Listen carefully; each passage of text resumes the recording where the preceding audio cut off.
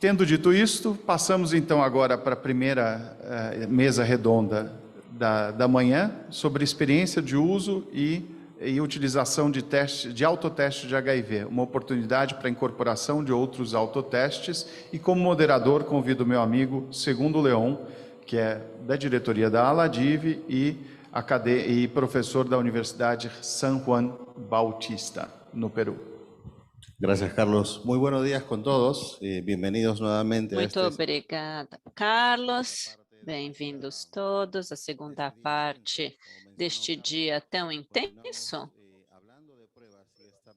Nós continuamos falando de testes e hoje vamos falar sobre autotestes para HIV e vamos falar sobre a experiência do Brasil. É uma experiência, definitivamente, o que foi feito sobre HIV, não só no Brasil, também em outros países, para incorporar outros autotestes. Temos uma mesa muito interessante com Mariana Villares, do Ministério de Saúde, Alisson Migolin, do Ministério da Saúde do Brasil também, Ana Paula Moreira, Carlos Sorre, da Universidade de São Paulo, Mariana Villares. Bom dia, bem-vinda. Olá, pessoal, bom dia. Vocês confirmam que estão me escutando? Confirmado, la escuchamos. Obrigada. Bom dia, pessoal. É um prazer poder falar um pouquinho nesse evento. Ontem eu assisti as últimas palestras e eu acho que tem muito a agregar essas informações que eu vou apresentar hoje. Eu acho que o dia de evento hoje também vai ser bastante interessante. Bom, meu nome é Mariana Villares, eu trabalho no Ministério da Saúde, na equipe responsável pelo diagnóstico do HIV e das outras HIV, sífilis, hepatites e outras ISTs, principalmente na parte de testes rápidos e autotestes, e eu vou apresentar hoje como foi e como está sendo a implantação do autoteste de HIV no Brasil. Vou compartilhar aqui minha tela, tá?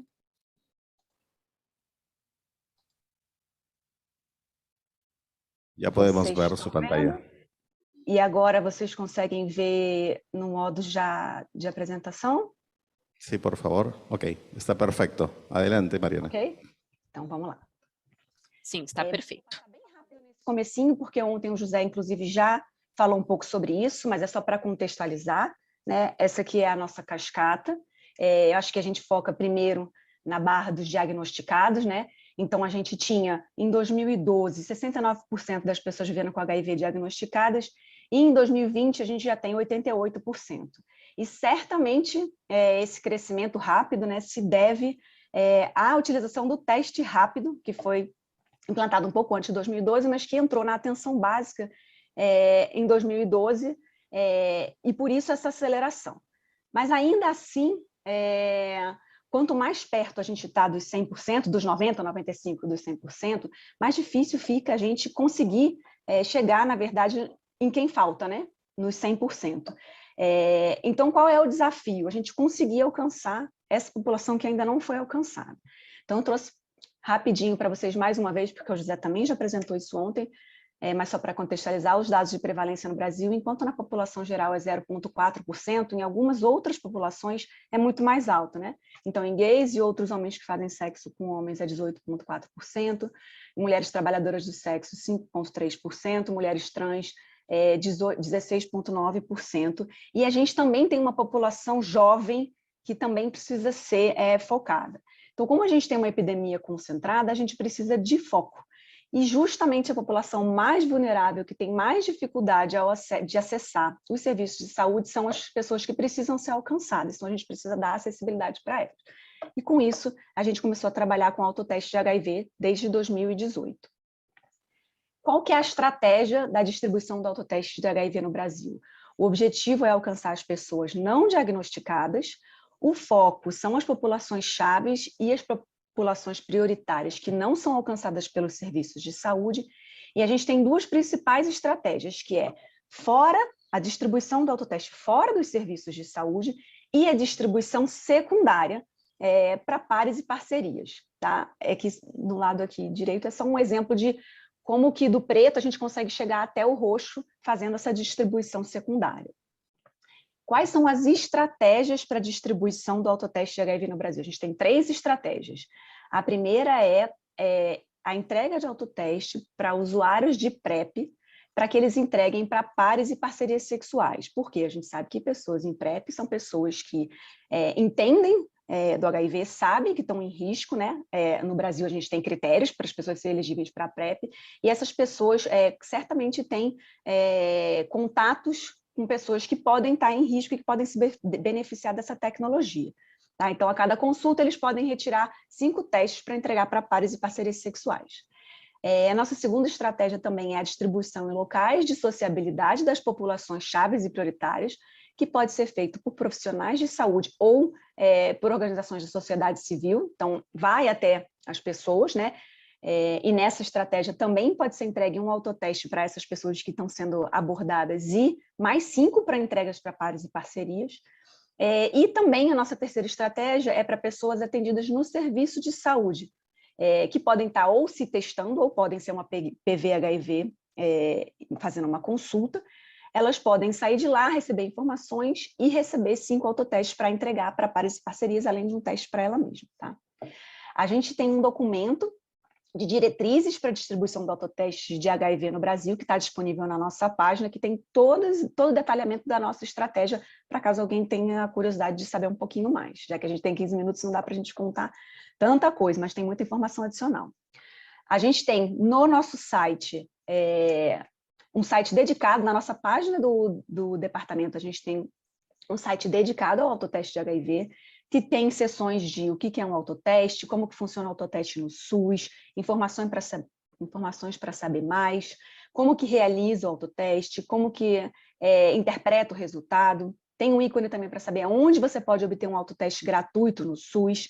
Tem uma seção de dúvidas frequentes, tem um questionário pós-teste para quem fez o teste entrar lá, responder, contar um pouquinho para a gente da experiência. Tem uma seção de materiais informativos e tem um painel. Então, aqui do lado eu trouxe só alguns exemplos de algumas coisas que a gente pode encontrar no nosso site. Então, tem um folheto que pode ser entregue junto com o teste, um cartaz a ser afixado nos locais onde distribuem testes. Aqui a gente tem os vídeos demonstrativos que são curtos, porém completos, para a realização do teste. Vocês podem ver que são 2, porque a gente começou a estratégia com um teste, que era de sangue, e a gente, esse ano, passou a utilizar um teste de fluido oral nessa estratégia. A gente tem também um vídeo que fala um pouquinho sobre o autoteste, como funciona, é bastante interessante. Um outro folheto e o painel interativo, que também tem várias informações no final, vou falar deles para vocês. E aí a gente, desde 2018, quando a gente começou essa estratégia, a gente está fazendo também um monitoramento, né? Porque ele vai auxiliar na tomada de decisões para a gente fazer ajustes na estratégia, se for necessário, e para atualizar as nossas políticas públicas. Como que é esse monitoramento? Para pessoas em PrEP, para pessoas vivendo com HIV que fazem uma consulta, o registro da retirada do autoteste ele é na ficha da consulta ou na ficha da retirada do medicamento. E para quem não está acompanhado pelo SUS, é o preenchimento de um formulário anônimo, com algumas informações sociodemográficas e sobre sexualidade, que faz a gente poder ter as informações que eu vou apresentar em seguida. Então, alguns resultados da implantação do autoteste de HIV no Brasil. Esse talvez seja o principal slide da nossa apresentação. A gente começou com um piloto em 14 municípios, em dezembro de 2018, com a utilização de um autoteste de sangue, o Action, que é esse aqui que está aqui em cima. A gente até hoje já distribuiu, até hoje não, desculpa, esses dados são até setembro, a gente já tinha distribuído 344.209 autotestes no SUS. E aí a gente pode ver aqui o número de autotestes distribuídos por mês e alguns marcos, né? Então a gente começou um piloto em dezembro de 2018, a gente fez uma oficina presencial com representantes do piloto, tanto nas coordenações estaduais de HIV e municipais, quanto representantes de algumas estratégias, inclusive ONGs, em julho. Então, a gente pode ver um crescimento em agosto, setembro, outubro, novembro, dezembro, do número de testes, depois que a gente fez a oficina, conversou um pouco com as pessoas, expandiu um pouco isso. Em janeiro de 2020, a gente ampliou para o Brasil inteiro, em função dos resultados bem-sucedidos do nosso piloto. Então, a partir de janeiro, todo o Brasil já podia entrar na estratégia e passar a distribuir. E aí, em março, a gente teve o início da pandemia, a gente já viu em abril uma pequena redução no número de autotestes distribuídos, e aí a gente soltou uma nota com recomendações sobre o distanciamento social para ampliar a distribuição do autoteste de HIV no Brasil. Porque em função da necessidade das pessoas não estarem aglomeradas no serviço, a gente passou a recomendar a ampliação do uso do autoteste para evitar que as pessoas ficassem no serviço, então uma substituição da testagem rápida pelo autoteste, e também para poder expandir e continuar mantendo a oferta de testagem para a população que a gente precisa alcançar, que era a população-chave prioritária. Então, em abril, a gente soltou essas recomendações e a gente fez alguns webinários com relação a isso, para informar sobre a nota, para tirar dúvidas e para incentivar a ampliação, em maio e em junho do ano passado. E aí a gente pôde ver um crescimento muito grande na distribuição do autoteste de HIV, como a gente não esperava, inclusive a gente acabou com os testes que a gente tinha nos nossos estoques. Então, como a gente já estava numa nova compra, a compra no Ministério da Saúde demora um pouco para ser feita, a gente já estava iniciando uma nova compra, mas em novembro a gente acabou que no estoque do Ministério da Saúde os testes acabaram, mas ainda tinha testes nos estoques locais. Vocês podem ver que a distribuição ela não parou, ela só diminuiu. E em abril desse ano, a gente começou a distribuir um novo teste no SUS, que dessa vez foi o HIV Detect, que utiliza amostra de fluido oral. Ele foi comprado via licitação, e ele foi o que apresentou dentro das características técnicas ok, aprovado pela Anvisa, e tendo todas as características técnicas necessárias do edital, ele foi o que apresentou o menor preço, então ele ganhou a licitação. E aí a gente começou a ver, de novo, um aumento na distribuição do autoteste no SUS. Tá? Aqui embaixo eu só trouxe separado as estratégias, né?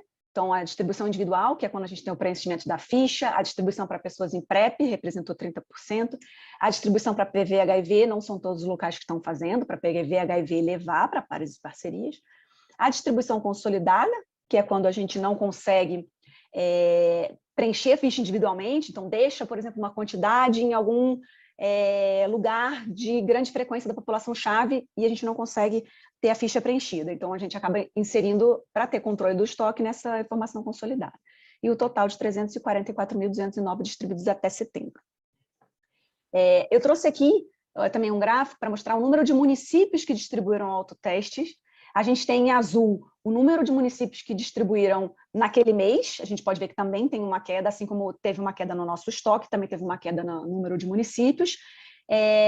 Em vermelho é o número de municípios novos que entraram na estratégia naquele mês, e essa linha verde aqui mostra o número acumulado de municípios. Então, até outubro, a gente tinha 239 municípios brasileiros já distribuindo o autoteste.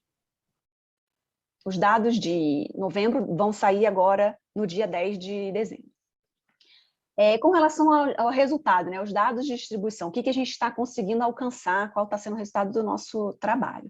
A gente trouxe aqui na esquerda o número médio de autotestes retirados, então a gente pode ver que varia um pouco de estratégia para estratégia, mas em média as pessoas têm retirado 3 autotestes, cada um. Tá? Aqui com essas bolinhas aqui, são informações também extremamente importantes, que é com relação à idade das pessoas que pegaram testes. O José apresentou ontem, mostrou como a gente está com uma população muito jovem infectada, né? Então a gente precisa alcançar essa população, e essa população jovem é uma população que não vai ao serviço de saúde, então essa estratégia tem se mostrado interessante para a população jovem. Então, 20% das pessoas que retiraram o autoteste, lembrando que esses dados são dados de pessoas que retiraram o autoteste, tá? Não necessariamente os dados das pessoas que fizeram o autoteste, porque a gente não tem controle sobre esses dados.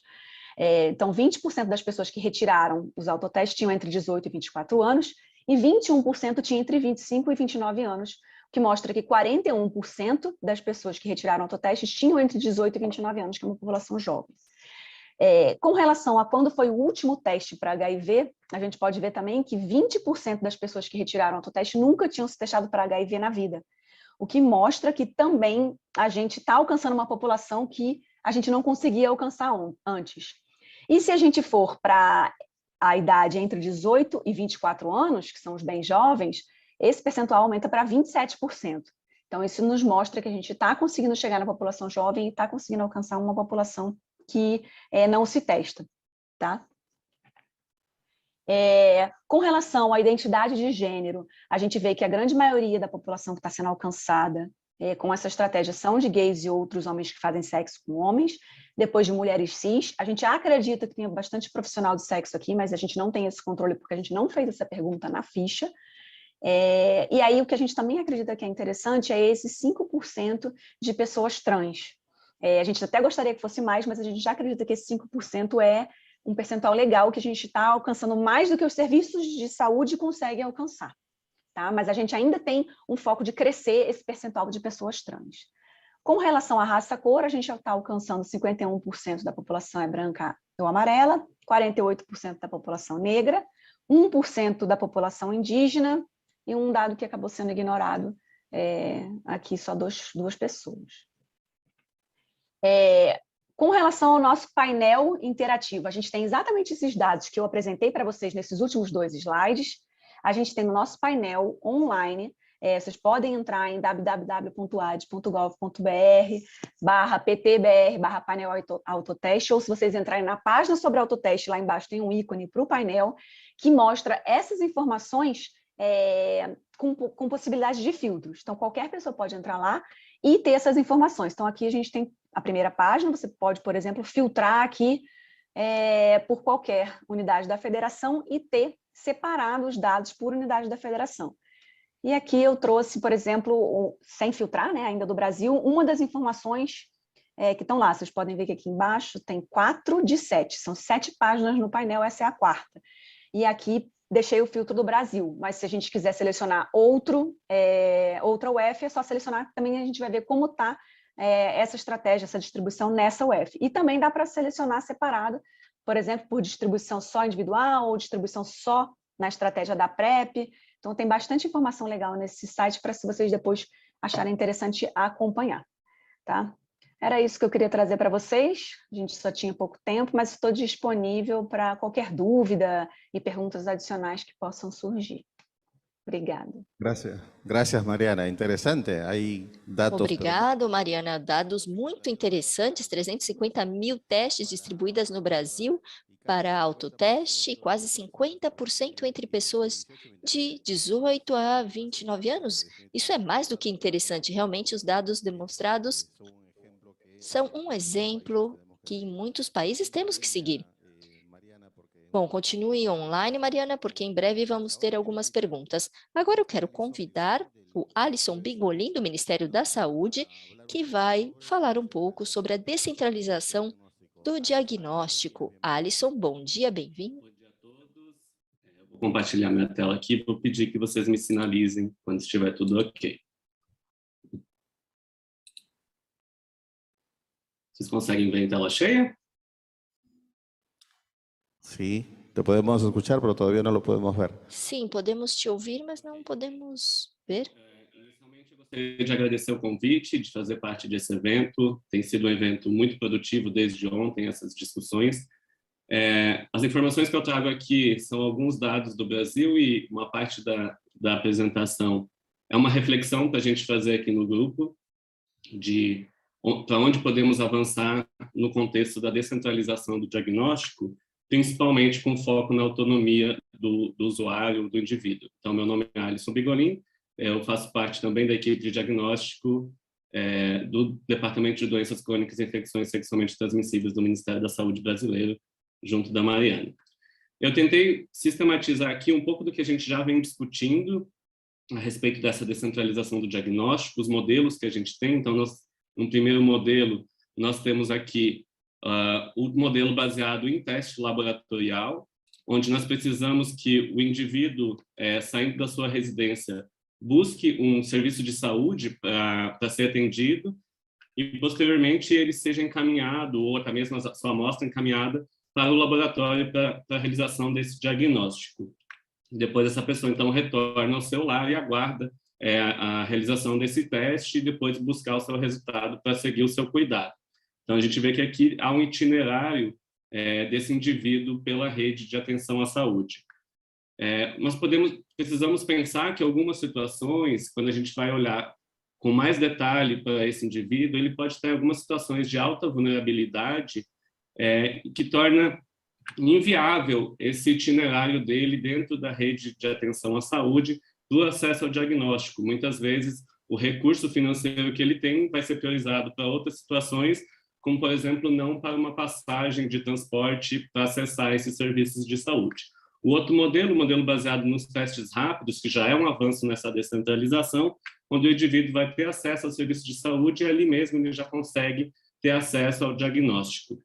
Mas, novamente, também o laboratório continua dando um apoio em algumas situações necessárias. Mas também, quando a gente vai olhar no detalhe desse indivíduo, quando formos pensar em trabalhadores do sexo, pessoas trans, muitas vezes, devido ao estigma e preconceito, não conseguem também acessar esse modelo de acesso. Então, precisamos de novos modelos de acesso ao diagnóstico, e aí vem o que a Mariana trouxe e que a gente tem trabalhado, que é o modelo do autoteste, onde os indivíduos que tiveram um teste não reagente, para aquele momento, ele está com a sua situação resolvida e não precisa buscar o serviço de saúde. No entanto, para aqueles que tiverem o teste reagente, vai precisar dessa vinculação ao serviço para a realização de testes complementares e também com o laboratório dando apoio. Então, mostrando as diferentes formas desse acesso ao diagnóstico e a possibilidade de descentralização dele. Um outro ponto que a gente pode refletir no processo de descentralização, quando o acesso ao diagnóstico é centrado no serviço de saúde, nós vamos ter diversos indivíduos precisando acessar a porta de entrada desse serviço de saúde, o mesmo serviço de saúde que, por diversos relatos, principalmente no Brasil, ouvimos da sobrecarga desses serviços, da sobrecarga desses profissionais. Então, novamente, a necessidade de descentralizar esse cuidado. Quando a gente pensa no modelo centrado na autonomia do indivíduo, nós vamos ter somente os indivíduos que necessitarem realmente da continuação desse cuidado acessando o serviço de saúde. Então, tendo uma diminuição dessa sobrecarga no serviço, dando maior agilidade em todo esse processo e centrado somente naqueles indivíduos que realmente precisam. O Brasil vem trabalhando nessa descentralização do diagnóstico há bastante tempo, e eu trago aqui alguns pontos de destaque em relação aos testes rápidos, que foi uma ferramenta que ajudaram a descentralizar esse diagnóstico no país, onde em 2001 começa a aparecer nas recomendações para a profilaxia da transmissão materno-infantil de HIV, o teste rápido para HIV em algumas situações específicas de emergência. Depois, em 2007, já no primeiro protocolo clínico e diretrizes terapêuticas de transmissão, para evitar a transmissão vertical da HIV e sífilis, começa a aparecer, então, o teste rápido como alternativa ao diagnóstico da sífilis. E, posteriormente, em 2012, nós tivemos uma portaria ministerial do Ministério da Saúde que insere os testes rápidos no nível de atenção primária à saúde para a detecção da HIV e sífilis, o que proporcionou maior descentralização e acesso a esse diagnóstico. Então, nós temos aqui algumas estratégias utilizadas no Brasil, como eu falei, o teste rápido no serviço de atenção primária. Nós temos também alguns projetos realizados por organizações da sociedade civil que realizam testagem de rastreio, onde dados de 2018 e 2019 mostraram que esses projetos chegaram a ter 1,4% de pessoas com testes reagentes, em 47% das pessoas nunca haviam se testado, mostrando, então, que o uso dessas organizações da sociedade civil também é uma forma de ampliar esse acesso ao diagnóstico. E como a Mariana mencionou, também a distribuição de autotestes para HIV no país. Aqui eu trago rapidamente alguns dados dessa descentralização, então nós podemos ver que desde 2012 houve um aumento nos testes distribuídos pelo Ministério da Saúde, uma leve queda aqui em 2019 e depois 2020, provavelmente impactado pela pandemia, mas já tendo um leve aumento em 2021. Esses dados são somente até setembro desse ano. Podemos ver que entre 2019 e 2020 também o Ministério da Saúde realizou grandes aquisições de testes rápidos, e num estudo também foi possível identificar que os testes rápidos para HIV já estão presentes em 95% dos municípios brasileiros, aqui então em verde, onde nós temos testes rápidos, mostrando já essa descentralização dessa metodologia no país. Mas quando a gente fala de descentralização, nós precisamos lembrar, como o José até mencionou ontem, da qualidade desses testes. Então, o Ministério da Saúde brasileiro trabalha com algumas ferramentas para garantir essa qualidade, onde há avaliações periódicas dos testes registrados no país, fomento de uma ferramenta para capacitação à distância, para a utilização desses testes, uma análise pelo Instituto Nacional de Controle de Qualidade em Saúde de todos os lotes dos testes que são adquiridos pelo Ministério da Saúde, o fornecimento de um programa de avaliação externa da qualidade para esses testes rápidos e também o monitoramento de possíveis intercorrências que podem ocorrer na rotina de uso dos testes fornecidos pelo Ministério da Saúde. Aqui, como vocês já viram nas apresentações da Mariana e do José, então a nossa cascata do cuidado contínuo, e esse uso dos testes rápidos, para aquela descentralização em 2012 até 2020, nós tivemos justamente um avanço nesse diagnóstico. Então, a contribuição desses testes nesse sentido. Também, como a Mariana mostrou e o José, nós temos no Brasil uma prevalência maior em algumas populações, então, caracterizando uma epidemia concentrada, e precisamos de outras estratégias ainda, então, para chegar nessas pessoas. Então, o Ministério da Saúde publicou um guia rápido sobre testagem focalizada, para focar realmente nessas populações onde a epidemia está concentrada, e dentre uma das estratégias que está sendo trabalhada nesse guia é a testagem das parcerias sexuais das pessoas vivendo com HIV, ou index testing, conhecido mundialmente. Outra estratégia que o Ministério da Saúde tem iniciado, vamos ter uma exposição mais tarde pela Daniela, de estudos de validação e pretende se incorporar no próximo ano já os testes rápidos de detecção simultânea para HIV e sífilis, propiciando, então, quando se permite o acesso ao diagnóstico para um agravo, podemos detectar outro agravo para as populações mais vulneráveis. Então, também uma estratégia de ampliar o diagnóstico, combinando a detecção simultânea em um único teste. Agora, quando a gente começa a pensar em outros agravos, como descentralizar esse diagnóstico, a Organização Mundial da Saúde publicou nesse ano, então, o guia com recomendações para a utilização do autoteste de hepatite C. Ele vem sendo ofertado como uma abordagem adicional aos serviços tradicionais de hepatite HCV. Ele é recomendado pela Organização Mundial de Saúde como uma recomendação forte, de evidência moderada. Então, o guia traz que esse autoteste de HCV pode ser uma opção conveniente para alcançar as pessoas que não costumam acessar os serviços de saúde e as estratégias já existentes e que preferem, então, o autocuidado, como eu mencionei lá no início da minha apresentação. Ele permite, então, incluir as populações mais vulneráveis para esse agravo e expandir o acesso das populações em geral em locais de alta prevalência. No entanto, essa implementação deve ser focada justamente em populações e regiões prioritárias que têm lacunas nessa cobertura de testagem.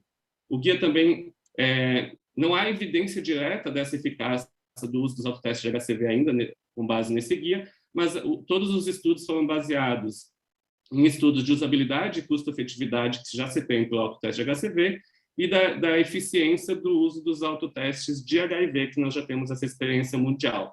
Então, com a nossa experiência de autoteste de HIV, nós sabemos que eles aumentam a aceitação para testagem, para esse agravo, aumenta a proporção com o diagnóstico em relação ao diagnóstico realizado nas instituições de saúde, a vinculação ao cuidado das pessoas que utilizam o autoteste é comparável àquelas que são atendidas no serviço de saúde, e uso indevido e danos sociais são raros. Então, isso nos dá um subsídio para pensar em utilizar esses autotestes de HCV.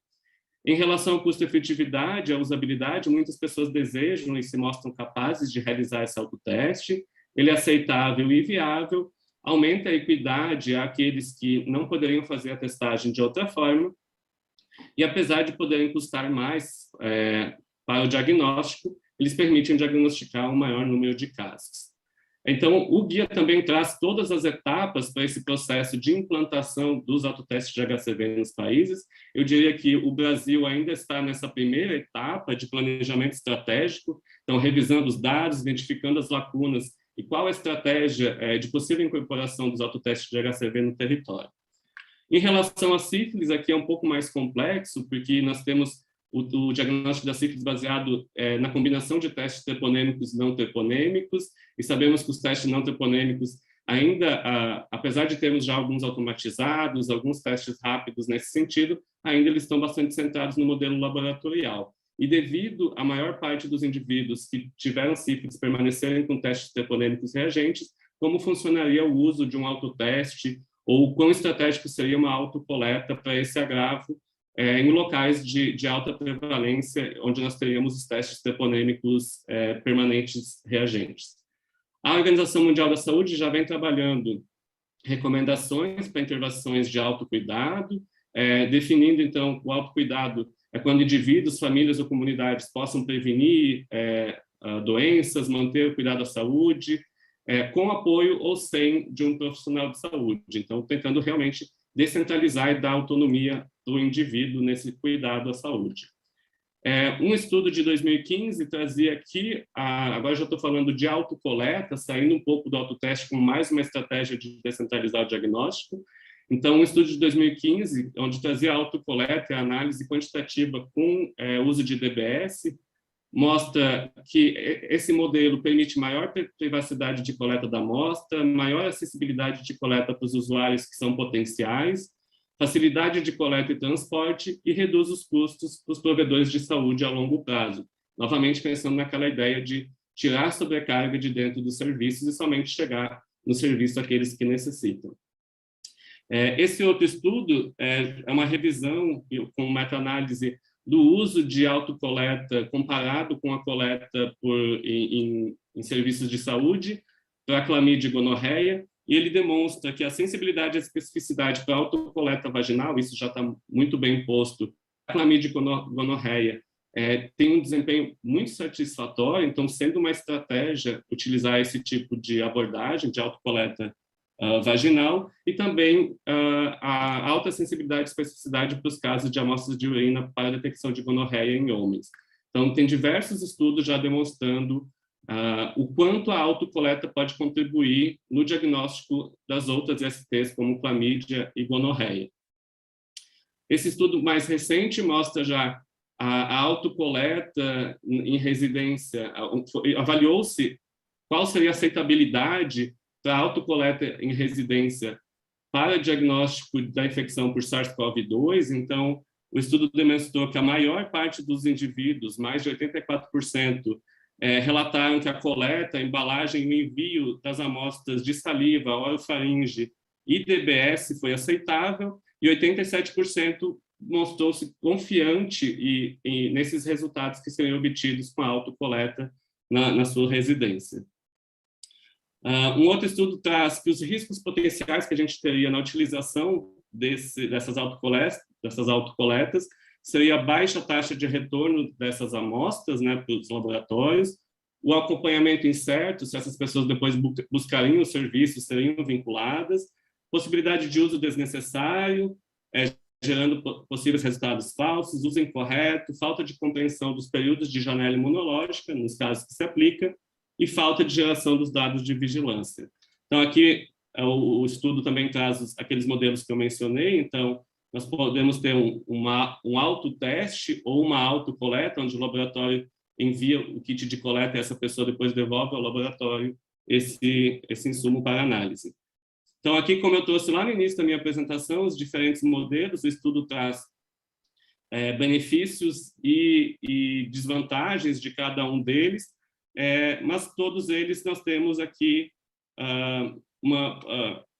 como a gente vai garantir que essas pessoas sejam vinculadas aos serviços e também que a gente está chegando nas pessoas que realmente precisam. Talvez o teste rápido seja o que facilite maior vinculação, porque ele está sendo ofertado já no momento do atendimento. Aqui é um exemplo apenas da utilização de autocoleta no Reino Unido, onde essa instituição sem fins lucrativos permite que os indivíduos entrem no site e, com base na sua idade e na sua localização, são ofertados diferentes tipos de autocuidado, que são enviados, por exemplo, testes por correio, e a pessoa, sem custos, a pessoa realiza essa coleta e devolve ao laboratório. Alguns desafios para a implantação da autocoleta termos instrutivos eficientes para a orientação dos indivíduos de uma coleta satisfatória, validação dos ensaios para esse tipo de coleta, avaliação dos modais logísticos para implantar isso e a devolutiva satisfatória dos resultados, como isso se dá e como garantir que a pessoa tenha acompanhamento.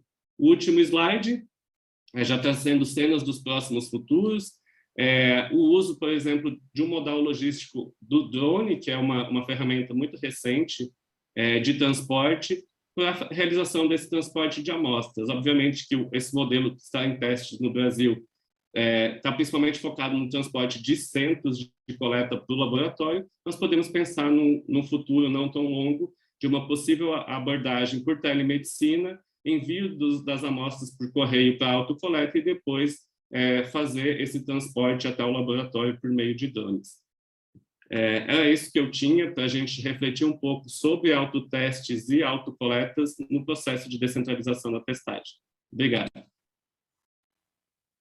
Muchas gracias, Alison. Nuevamente, datos importantes. Muito obrigado, Alisson. Dados muito importantes. O Alisson nos mostrou como foram descentralizados os testes rápidos no Brasil, mas também o uso das referências acadêmicas, guias da OMS para hepatite C e muito sobre HIV. Muito obrigado novamente. Temos agora Ana Paula Moreira Fernandes e Paulo Zorg, que nos acompanha agora aqui e vão nos contar sobre o estudo plural. Bom dia. Bom dia a todos, me ouvem? Perfecto. Parabenizo a organização e agradeço o convite para participar deste evento. Eu sou a professora Ana Paula Moraes Fernandes, da Universidade de São Paulo. Estamos conduzindo o estudo plural, com fomento pela Universidade de São Paulo, que aborda mecanismos imunológicos, especificamente marcadores inflamatórios de ISTs, HIV/AIDS e COVID, incluindo estudos da usabilidade do autoteste de antígeno para o SARS-CoV-2 em pessoas trans, profissionais do sexo e do entretenimento futuro. O professor Carlos Sorges está presente aí no evento e vai apresentar as condições do nosso estudo. E aí eu vou seguir também à disposição para maiores informações.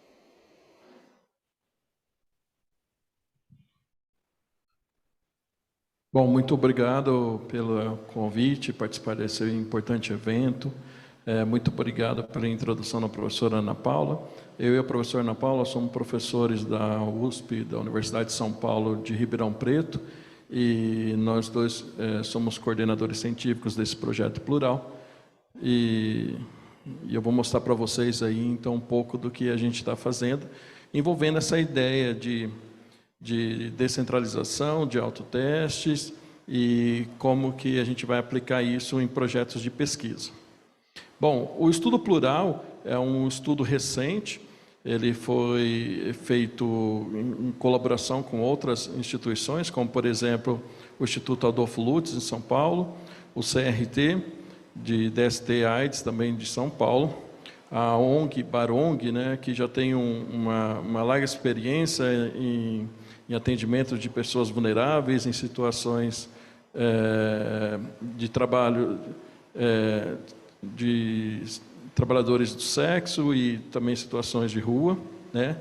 E a Jamsur, que está trabalhando com a gente na parte de autotestes de Covid-19. Bom, para contextualizar nosso trabalho, a gente já vinha trabalhando com com Covid-19 e mostrando um pouco de alguns biomarcadores na patologia da Covid-19 numa população cis, né?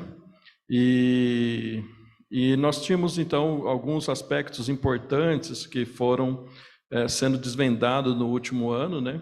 Principalmente como que acontecia o desenvolvimento da Covid-19 e como a patologia estava inferindo nos casos mais graves, né? Então, a gente já sabia que após a infecção, né? Pelas vias aéreas, então o vírus ele se replicava nos alvéolos pulmonares e aí começava então todo um processo inflamatório, né? E esse processo inflamatório no início é normal para uma infecção viral, mas depois esse processo inflamatório começava a ficar exacerbado e levava ao dano tecidual, né? Então, essa exacerbação tinha muito a ver com a resposta imune do hospedeiro, do indivíduo que estava infectado, e levava a uma cascata de cytokine storm, que a gente chama, que é uma tempestade de citocinas inflamatórias, e também nós descobrimos nos nossos trabalhos que existiam outros mediadores inflamatórios envolvidos que estavam sendo produzidos em grande quantidade.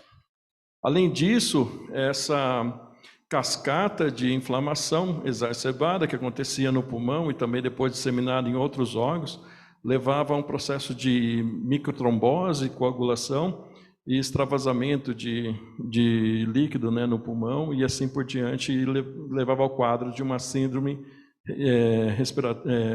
aguda, né, de respiratória aguda, de uma síndrome aguda de respiratório, que é típico dos pacientes que ficavam na UTI, né.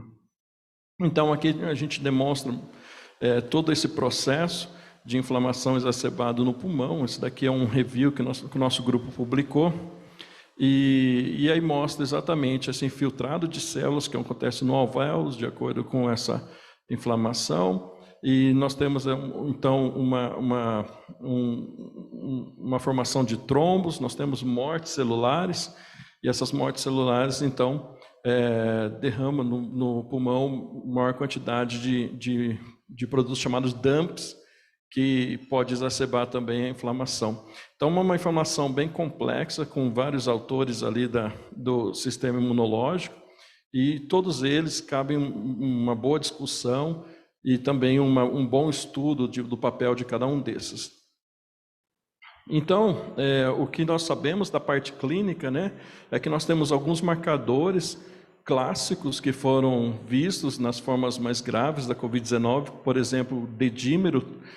O aumento do nível de dedímero estava relacionado com o problema de coagulação, né, que estava tendo na Covid-19, principalmente microcoagulação nos trombos alveolares, né, formação de trombos nos alvéolos. Citocinas como IL-6, que é uma citocina inflamatória, também estava aumentada, IL-10, aumento de neutrófilos circulantes e diminuição de linfócitos circulantes, então isso também tem a ver com a resposta imunológica sistêmica. Então esses biomarcadores, em conjunto, eles poderiam mostrar se o paciente estava evoluindo para um quadro pior, ou se aquela terapia que estava sendo usada com esse paciente estava sendo efetiva, né? Então era o que nós tínhamos no momento. Só que depois a gente foi descobrindo que existiam outros marcadores importantes também que poderiam ajudar na decisão médica de tratamento do Covid-19, e esses biomarcadores poderiam ser tanto metabólicos como imunológicos. Então o que acontece na Covid, principalmente na primeira onda, né, que ainda nós não tínhamos as variantes, é que nós tínhamos uma escada de evolução, né, e que nem todos os pacientes chegavam ao óbito, né, a mortalidade da Covid perto de outras infecções virais ainda é baixa, em torno de 2%. O problema é o comprometimento de infecções, né, tem muitas pessoas que se infectam, então esse número fica grande de mortalidade perto dessa porcentagem, né? Mas nós tínhamos no começo ali 50% mais ou menos de pessoas que não tinham sintomas, eram assintomáticas, e depois ia dividindo essa população em sintomas, em fase, no espectro moderado, leve, crítico, e o que a gente chama de grave, né, que ele chegava ao óbito, né. E a nossa ideia era, então, por que acontecia esse espectro tão grande de doença, né, de sintomas dessas doenças? Porque tinham pessoas que eram assintomáticas e outras chegavam ao óbito, né? Qual era a diferença entre elas e qual era as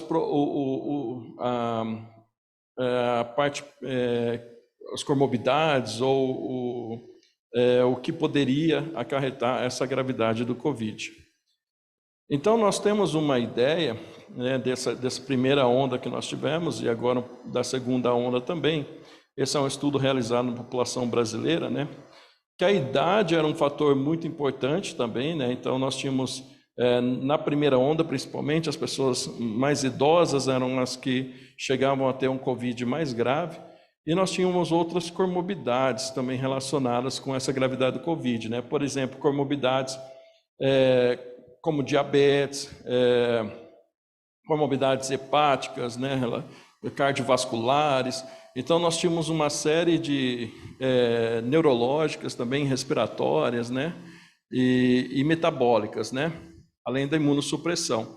Então, todas essas comorbidades em conjunto com fatores de risco, que eram principalmente idade e depois também vem o sexo masculino, né? Então, o gênero masculino, que veio como um fator de risco, levava, então, ao grande número de óbitos de pessoas em determinada faixa, em determinado conjunto da população que estava infectada com Covid.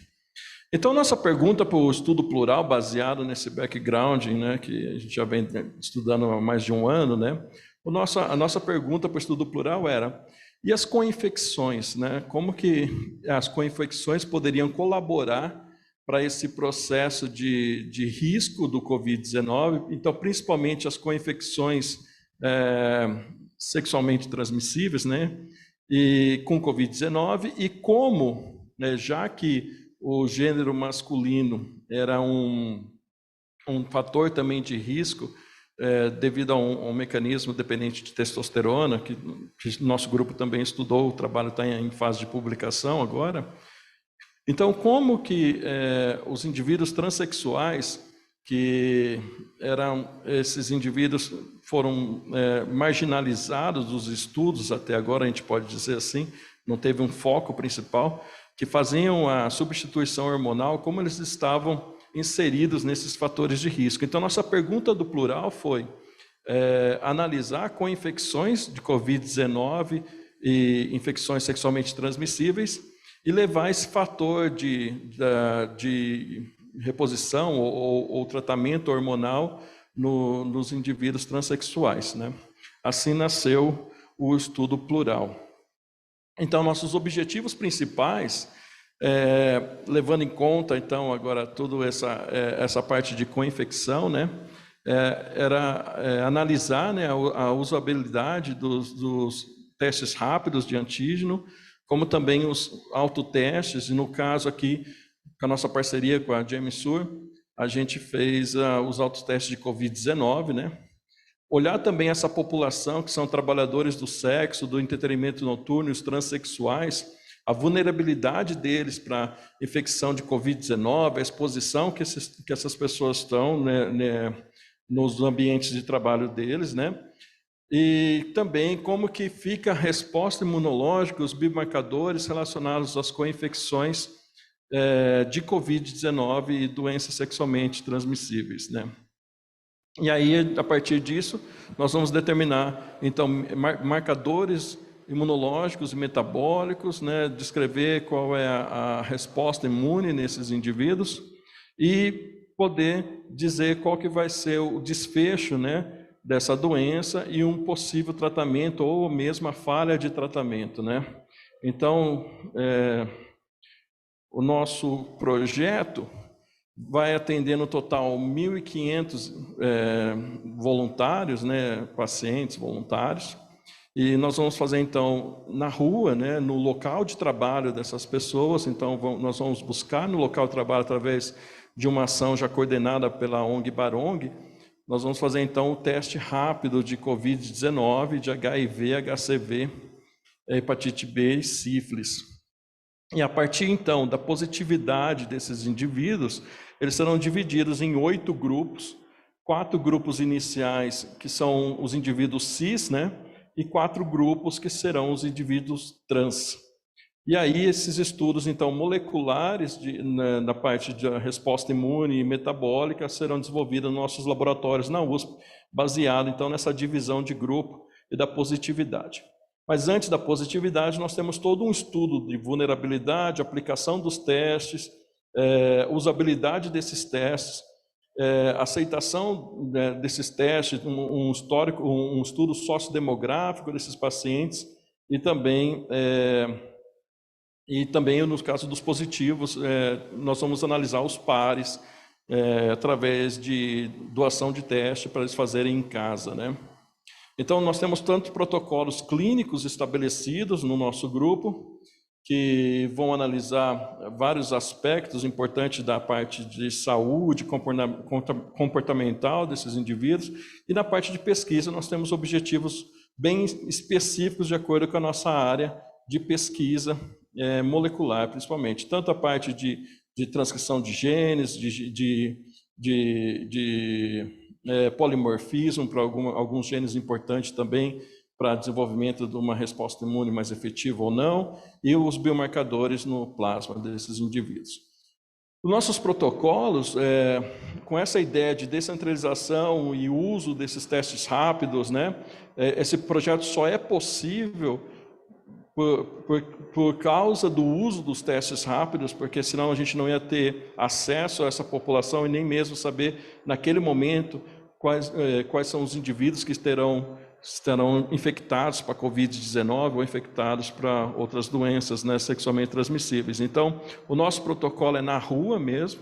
Então, o grupo Barong, né, eles já têm boa experiência na abordagem desses indivíduos, trabalhadores do sector de entretenimento noturno, que são sempre marginalizados em várias políticas públicas, né?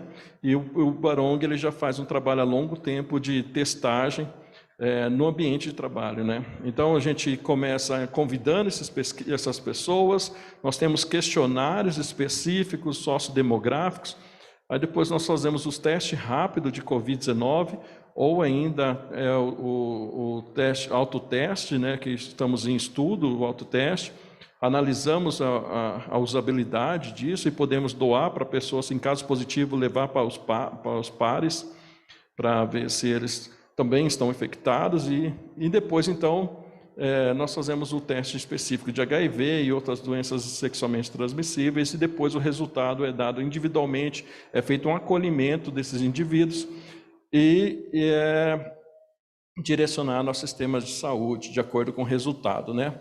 Então, no caso de o teste rápido der positivo para alguma dessas infecções, ou no caso de co-infecções, então assim é acolhido o sangue desses indivíduos, e aí esse sangue, então, vai ser o nosso material rico de trabalho dentro do laboratório para nossos objetivos de pesquisa. O autoteste que nós vamos usar na parte de COVID é o Imunopaz da VivaDiag. É aquele que, então, a própria pessoa pode fazer um swab nasal ou um swab da garganta, né? E, então, ele é um teste bem fácil. Nos testes iniciais de usabilidade foi bem aceito, não teve muitos problemas, e a gente conseguiu atingir uma população que antes não iam fazer o teste de Covid, principalmente aquelas pessoas que são assintomáticas, né?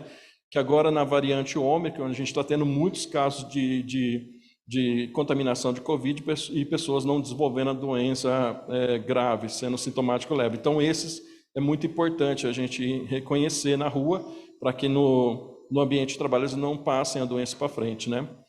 E depois, então, nós temos o teste rápido de HIV por saliva, né, oral, que já foi dito hoje aqui, já foi explicado sobre esse teste. E temos os testes também de hepatite C, hepatite B e sífilis também, só que nesse caso é por uma gota de sangue, né, por uma porção de sangue, que é feito esses testes, né.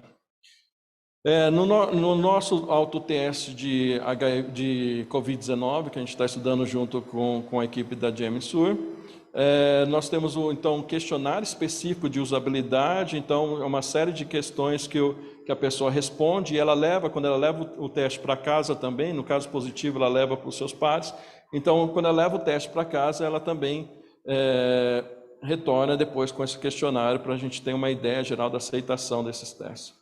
A nossa perspectiva de pesquisa, então, é conseguir melhores biomarcadores ou talvez novos alvos terapêuticos ou adjuvantes ou direto, para a gente conseguir melhorar a resposta do paciente nas infecções graves e também para a gente ter um norteamento de como fazer isso em possíveis novas pandemias, né? Então, eu gostaria de agradecer a oportunidade. O nosso time é bem grande, que envolve pessoas de várias instituições. Como coordenadores, então, científico e a professora Ana Paula. E gostaria de agradecer a Ana Flávia Pires, da empresa GEMSUR, que apoia a gente com os autotestes de Covid-19 e toda a parte de apoio na logística e também no uso, né? E embaixo nós temos uma série de colaboradores, tanto da Barong, quanto do Instituto do Flutz, do CRT e propriamente da USP. Muito obrigado. Gracias, Carlos. Interessante. Obrigado, Carlos. Interessante a informação desse resumo da fisiopatologia e imunologia da COVID-19 e do estudo plural para aproximar o teste de COVID das pessoas que têm doenças sexualmente transmissíveis. Temos algumas perguntas. Temos uma pergunta para a Mariana, enviada por Aline Venturini. Ela diz: na farmácia analisamos provas rápidas para HIV e sífilis, mas temos algumas dificuldades, como autorização da vigilância sanitária, e não temos padronização para a notificação dos casos positivos. Ela gostaria de saber se o sistema público também tem essa dificuldade. Mariana, por favor. Oi, pessoal. Oi, Aline, tudo bom? Bom dia. Aline, no SUS, o teste de HIV e sífilis, ele ainda está em estudo. Então, a gente ainda não tem implantado o do HIV e sífilis no SUS. Então, a gente não tem como responder isso, a gente ainda não enfrenta isso. A Daniela vai fazer uma apresentação sobre isso, do projeto, mas, de qualquer forma, ainda não é SUS. Né? Então, a gente vai poder saber um pouquinho mais sobre isso, como está o projeto inicial, mas a gente não tem isso no SUS ainda. Então, a gente não tem histórico, não tem como te dar um retorno sobre isso. Gracias, Mariana. Daniela viene en la siguiente ronda. Obrigada, Mariana. A Daniela vem na próxima mesa, então ela vai poder dar essa resposta para a gente. Alisson, há um prognóstico dessas pautas para descentralização, ou programa para ajudar os fabricantes na validação com amostras bem diversas para amostras de sangue seco e autoteste? Os guidelines que eu apresentei, principalmente o guideline da OMS, mostra a estratégia de utilização dessa autocoleta, como essa intervenção entraria nos cuidados da saúde, mas não há um detalhamento dessa condução dos processos de validação desse tipo de amostra. Há diversos fabricantes que já realizaram essas validações, basicamente há estudos de comparação entre a autocoleta e a amostra coletada por profissionais de saúde e verifica-se o desempenho de um modelo com outro modelo, e aí, na presença de resultados satisfatórios, incorpora-se isso nas instruções de uso e tramita-se isso junto aos reguladores para a incorporação desse novo tipo de amostra. Mas não há um detalhamento nesse processo de validação. Gracias, Alison. Obrigado, Alisson. Temos também a Ana Paula. Ana Paula, como você vê o futuro do autoteste de COVID no âmbito da experiência que nós temos de autoteste para HIV e o que vocês aprenderam com esse estudo plural?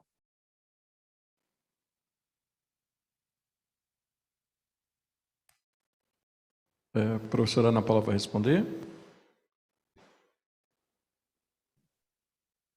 Eu acho que eu posso responder. Puedes empezar, Carlos, y Ana Paula de repente hacer el comentario posterior. Sim, sim. Pode começar o Carlos e depois a Ana Paula faz outro comentário posterior. Paula. Olá, pode repetir a pergunta, por favor?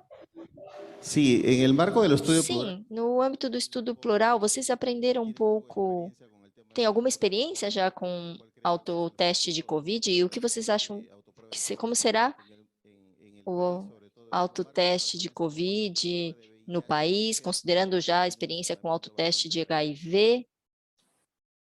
Sim, certamente o Brasil nós temos, né, grandes números de COVID, e este estudo é um estudo acadêmico conduzido por nós, pesquisadores da Universidade de São Paulo, certamente pode trazer informações e ajudar em estratégias para a redução, né, ou seja, para o melhor diagnóstico e a redução da transmissibilidade dessa infecção. Então, nós temos esse objetivo também para utilizar os autotestes, porque neste estudo nós estamos avaliando a usabilidade, né? Então temos aí um questionário com as pessoas que farão o autoteste, para a gente ver quais são as necessidades de ajustes, né?